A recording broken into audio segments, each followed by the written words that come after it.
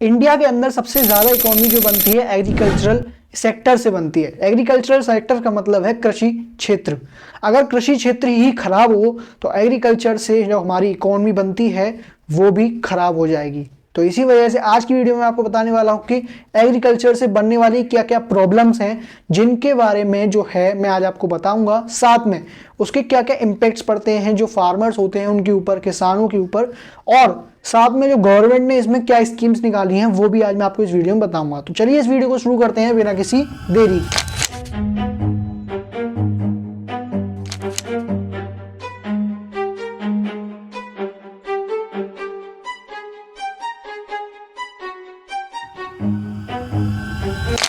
सबसे पहले हम बात करते हैं कॉजेस के ऊपर। तो कॉजेस में सबसे पहला जो कॉज आता है वो है क्लाइमेट चेंज, यानी कि जलवायु परिवर्तन।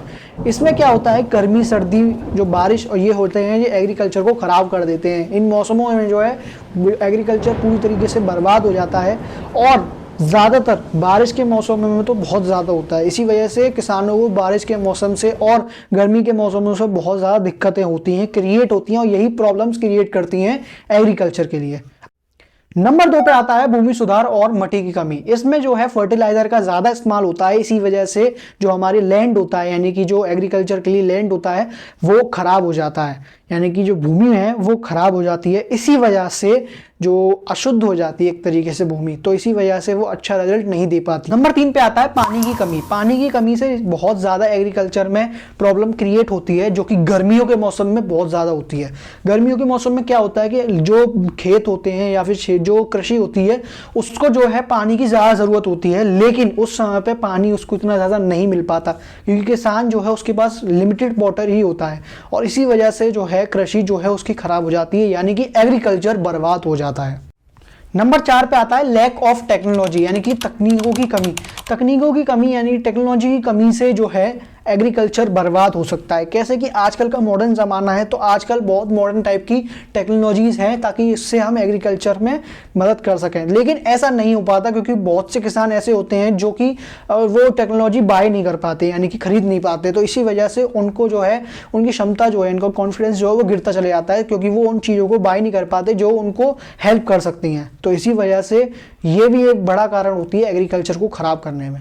नंबर 5 पे आता है उच्च इनपुट के खर्चे, यानी कि जो भी इनपुट जो होता है, जैसे कि हमारा जो भी एग्रीकल्चर के अंदर जो भी खर्चा होता है, जैसे कि खाद के लिए होता है या फिर तुम्हारा बीज के लिए होता है, अन्न के लिए होता है, इन सभी के लिए जो है पैसा खर्च करना पड़ता है, जिससे जो है जो आमदनी होती है किसी भी किसान की वो रुक जाती है एक तरीके से। सैलरी या वेजेस जो भी वो कमाता है उन किसान जो एग्रीकल्चर से, वो पूरी तरीके से उसका ख़राब हो जाता है, ख़त्म हो जाता है, और इसी वजह से उसकी आमदनी की वजह से, यानी कि उसकी जितनी कम सैलरी होती है उस वजह से वो बीज भी नहीं ले पाता है, और इसी वजह से जो है जो भी किसान होता है वो गरीब से गरीब होता जाता है। जैसा कि मैंने आपको पॉवर्टी वाली वीडियो में बताया था, अगर आपने वो वीडियो नहीं देखी है तो जाके देख सकते हैं।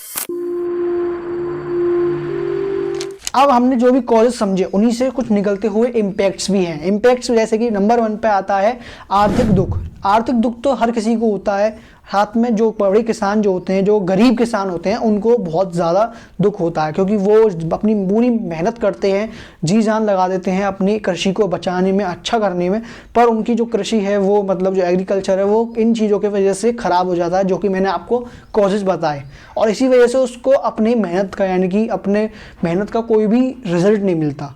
तो इसी वजह से ये जो है आर्थिक दुख बहुत बड़ी इम्पैक्ट पड़ता है किसी भी किसान के ऊपर। नंबर 2 पे आता है भुखमरी और गरीबी।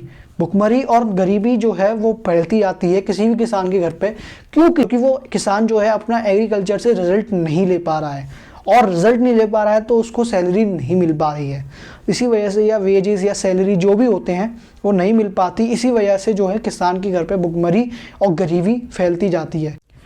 इसके बाद नंबर 3 पे आता है कृषि उद्योग में रुकावट। इसका मतलब है खेती में आने वाले जितने भी जो ये कॉजेस थे उनकी वजह से रुकावट होती है, और इसी वजह से जो है कृषि उद्योग में भी रुकावट आती है। इसी वजह से जो भी उत्पादन होता है उसकी कमी पड़ जाती है, और उससे एग्रो इंडस्ट्री जो भी होती है उस पर बहुत बड़ा असर पड़ता है। साथ में अब हम आते हैं अपने चौथे इम्पैक्ट पे, जो कि है समाज में असमानता।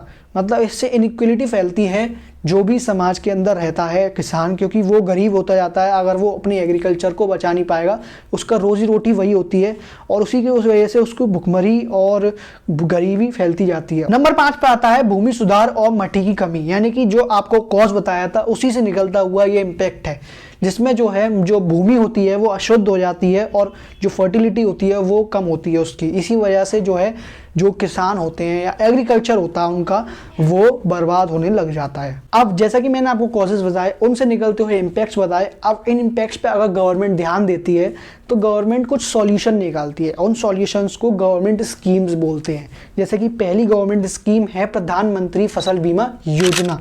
जैसे इसमें जो योजना में ये होता है कि कोई भी अगर एग्रीकल्चर है यानी कि आपकी कृषि है वो अगर बर्बाद हो जाती है किसी आपदा के कारण या कोई भी क्लाइमेटिक चेंज के कारण या परिवर्तन में कमी के कारण, तो इससे जो है वो आपका जो भी अधिकांश का जो भी मतलब एक तरीके से बीमा राशि का जो अधिकांश का हिस्सा जो होता है वो सरकार के द्वारा दिया जाता है। नंबर 2 पे गवर्नमेंट स्कीम जो है वो है प्रधानमंत्री कृषि सिंचाई योजना, जिसमें जो है जो गवर्नमेंट है यानी कि सरकार है वहाँ की, जहाँ भी एग्रीकल्चर में बर्बादी हो रही है वहाँ पे जो कि पानी की वजह से एग्रीकल्चर में बर्बादी होती है, वहाँ पे जो सरकार होती है वो उसको पानी की सुविधा प्रदान करती है जिससे उसके उत्पादन में कमी नहीं होती। और इसी वजह से ये गवर्नमेंट स्कीम केवल उन लोगों के लिए है ज़्यादातर जिनको पानी की वजह से कमी होती है। अब तीसरे और आखिरी नंबर पे जो स्कीम आती है जो कि है सॉइल हेल्थ कार्ड स्कीम, जिसमें जो है गवर्नमेंट आपको भूमि अशुद्धता और माटी की कमी से जो भी आपको प्रॉब्लम यानी कि किसानों को प्रॉब्लम जो फेस करनी पड़ती है अब वो नहीं करनी पड़ेगी, क्योंकि गवर्नमेंट उसके लिए एक कार्ड देती है किसी भी किसान को और 2 साल के लिए वो कार्ड होता है जिससे जो है उसको भूमि की रिपोर्ट मिलती रहती है, भूमि का स्वास्थ्य जो है उसको पता रहता है कि कैसी एग्रीकल्चर सही है कि नहीं है उसका वो सब। अब मैं अपना ओपिनियन बताऊं तो मेरा ओपिनियन बस इतना सा है कि हमें जो भी गवर्नमेंट स्कीम है उनके द्वारा फॉलो करते हुए उनको चलना चाहिए, जिससे जो है किसी भी किसान को किसी भी तरीके की प्रॉब्लम नहीं होती।